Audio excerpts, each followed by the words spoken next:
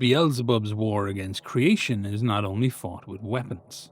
To compete with the missionary zeal of his father's servants, the Lord of the Flies has issued a defiant challenge to the churches, temples, and mosques of his hated enemies, who dare to deny his claim to the throne of the universe. In few places is this spiritual war as evident as in the hinterlands of Avignon, the city conquered by the Black Grail in 1429. France is the first daughter of the Church, after all, and Beelzebub is determined to claim it as his prize to spite his despised progenitor. Though his armies failed during the Corpse Wars, the Lord of the Flies now sees another path to bring the ancient land of Gauls under the shadow of his wings, through the siren lure of his missionaries marching forth from his stronghold in Avignon. The Black Grail strain of the antipope of Avignon is infamous for infecting the mind as well as the body. The missionary bands of the cult of the Black Grail creep into villages, towns, and farmsteads in the cover of night, and then set about winning new converts. Combined with the hypnotic charisma of the missionaries, the lure of the cult is almost irresistible to all but the most strong-willed. The sweet music played by Grail thralls and hallucinogenic incense wafting from the censers carried by plague almoners combine into an intoxicating and seductive poison. This poison bends the mortal mind until it gives up and follows the joyous cavalcade of the Grail to one of the many hidden temples blighting the lands. While officially, the anti-pope of Avignon preaches that his mission is peaceful, and that he only wishes to convert the willing to follow Baal of the Flies, the cartographers of Paris have noted a disturbing trend. Each year, it seems that the malignant influence of Avignon creeps ever onwards, even if by just a few hundred feet. There always seems to be a new temple of the fly in a hidden valley or forest clearing, which was free of the taint the year before. Even worse, sometimes these hidden sanctuaries are found far from Avignon. Some have even been found in the lands of the Sultanate of the Iron Wall. Disguises, bribes, and hallucinogenic powers can carry the missionaries far and wide. The ceremonies of the antipope preach that Beelzebub, the Lord of Rot, makes the lands under his rule abundant and bountiful with rich crops and pastures, teeming with life like flies swarming to fresh carrion.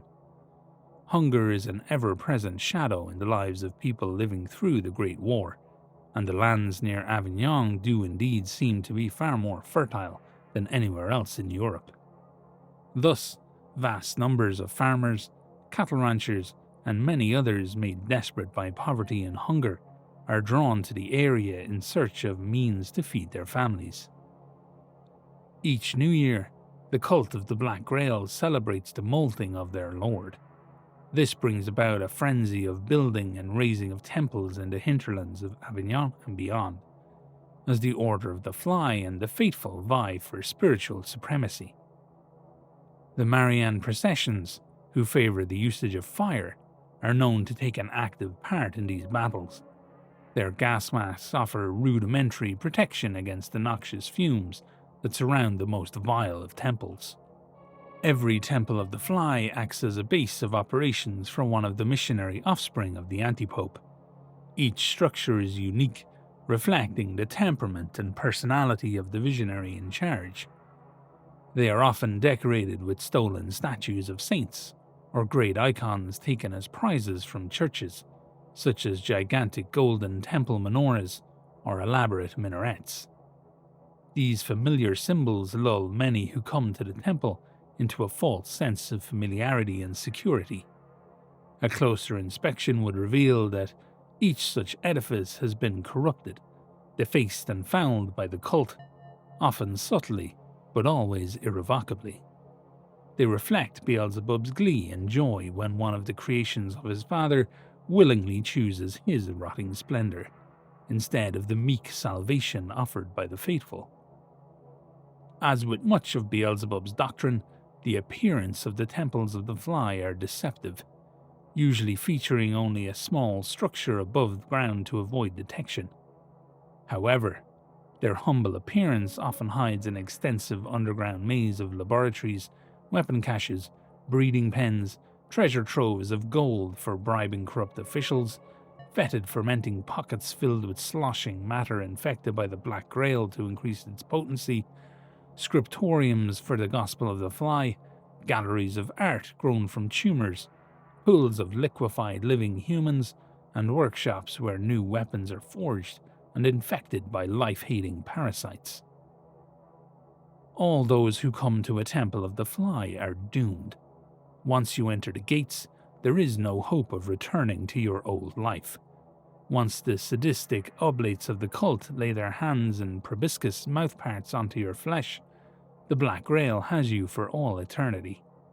For whereas normal victims infected with the Black Grail may hope for the salvation of their soul once their body perishes in combat, those who come to Beelzebub's fold willingly can expect no such grace. To remove any trace of their old allegiances, the members of the cult are subjected to partial lobotomy, trepanation, and brain injections concocted in the laboratories of the vile transmutators of Beelzebub.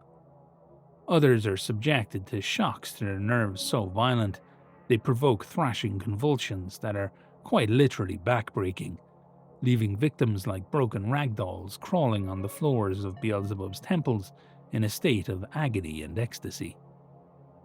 Everyone has a role in the Order of the Fly, and all are welcomed. Most are simply infected with the Black Grail and join the multitudinous hordes of the thralls.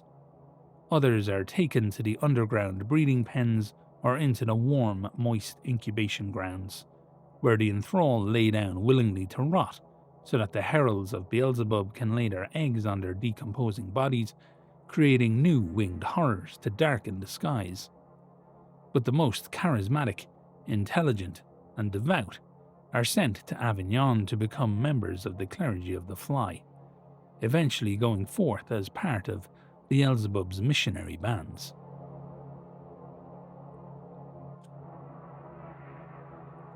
Alrighty, so sick Temple of the Fly lore this week. It's been a minute since we had an official lore drop, so it's cool to get one about Beelzebub.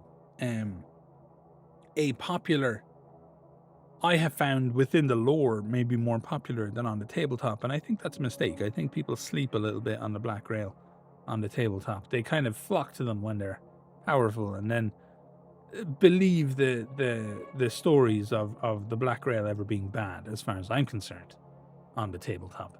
But anyway, let's talk about this lore piece. So there's some stuff here.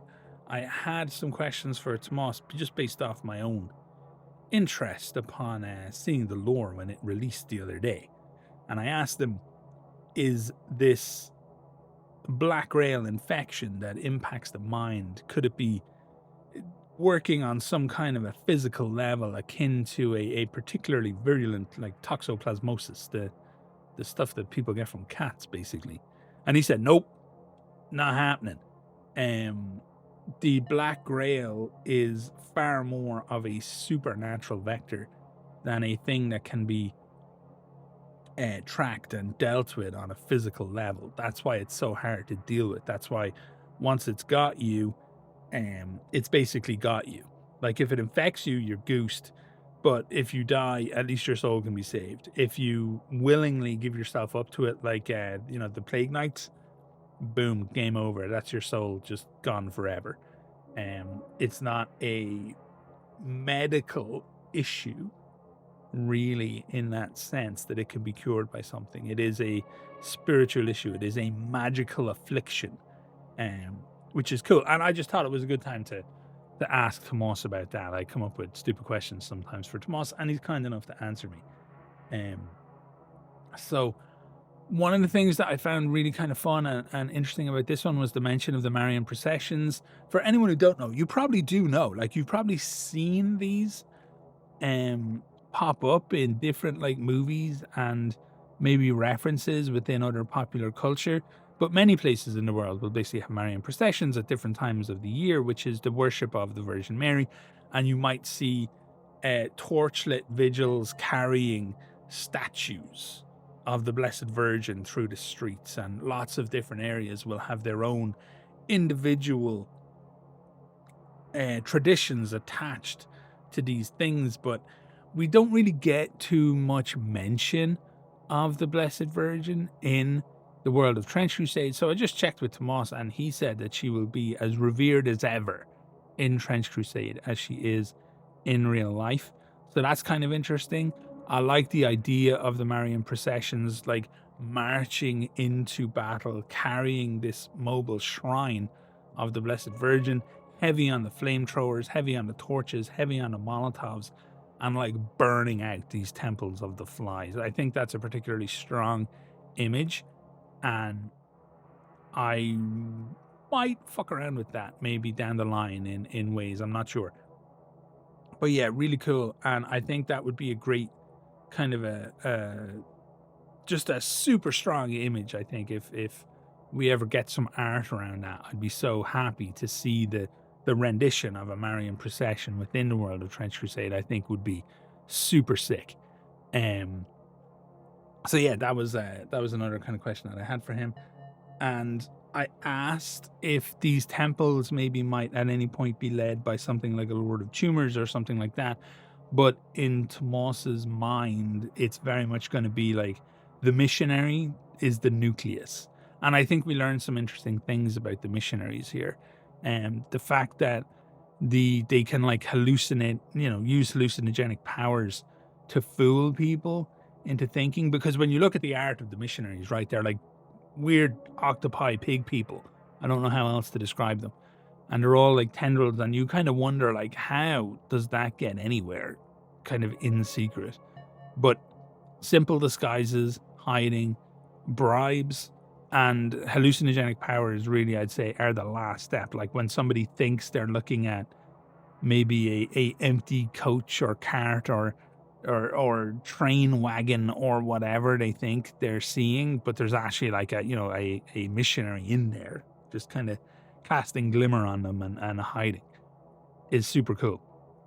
I really like that idea. I think it adds a lot to everything else that builds up. The hallucinogenic smoke that they use to I like that being a recurring theme across many of the factions. The church does it. The Iron Sultanate does it. The Black Grail guys do it. They all use hallucinogenics. They all use smoke to some degree.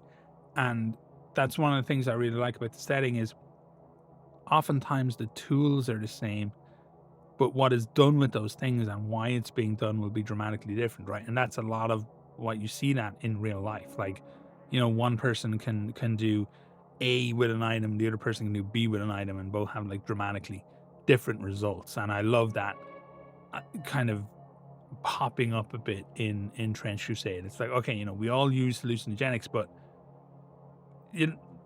not to talk shit about the Iron Sultanate, they use it on like kidnapped kids to turn them into janissaries. Maybe that's not the best thing in the world. And the Black Grail is using it on people to turn them into like thralls, like not thralls specifically, but like enthralled, I guess, with the idea of Beelzebub as a god.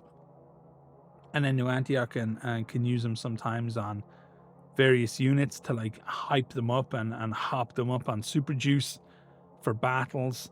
And the Crusaders use them, that we know of as well, for like brainwashing and mind washing and things of that nature. So I just think it's really fun, basically. I don't know why I keep talking about this. The point is essentially talking to the ground now. But yes, there was one other thing that I found really kind of fun and interesting, and that's and Tuomas wouldn't answer me on this stuff, by the way, when I asked him. I read the lore, and I was like, oh, I find that really interesting, the bit about the far greater yield from the arable land around Avignon. And he said it was just like, that's very specifically kind of one of the reasons why they picked that area of France, because that's just the way it is in real life. It's very like fertile ground. I personally like the idea that there's like a higher rate almost of death and decay in the insects in the ground. So there's like essentially far more natural fertilizer occurring in that region because of the presence of Like, these things might not be infected with the Black Grail, but because of their closeness to it, think of a kind of power plant effect, right? Where you'll have, I'm going to have a lot of people arguing with me in the comments about this, I feel, but chill your balls. You can have an increased instances of various illnesses depending on what people are living close to. And that kind of thing might occur here. So it might be worth living close to Avignon for food yields if you're a farmer and whatnot, but maybe you get a tumor, you know, when you're 32 years old and you're dying from lung cancer or something like that. Never smoked a day in your life. So shit happens. But yeah, like, Tuomas didn't really comment on that one or go into any detail, but it's maybe a bit of world building that we can bear in mind or look for in the future, possibly, as things get expanded upon. And yeah, that's it. I really enjoyed this lore. I thought it was really fun lore drop, and I love the rendition of the Temple of the Fly. That art is super cool. That's been around for a little while, the art, but it never really had an explanation as to what it was or where it was. I didn't know if I was looking at something in hell. I didn't know if I was looking at something on Earth. But the fact that that is now Earth is fucked up and weird to me. So yeah, that's it for this video, folks. Thank you so much for watching. I hope you're all having a lovely weekend, and I hope you're all looking forward to Christmas, because I am. Not too long to go now, just a couple of weeks. So yeah, there you go. Thanks a bunch. Remember to like the video only if you actually liked the video. If you're new here and you enjoyed yourself and you want to stick around for some reason, feel free to subscribe and hit the little bell. And don't forget to curate your subscription feeds. Throw out the people who are not watching anymore. Use that as your main screen on YouTube. That's where the uploads of the people that you like and want to see their stuff go, not onto your homepage. So yeah, all the best.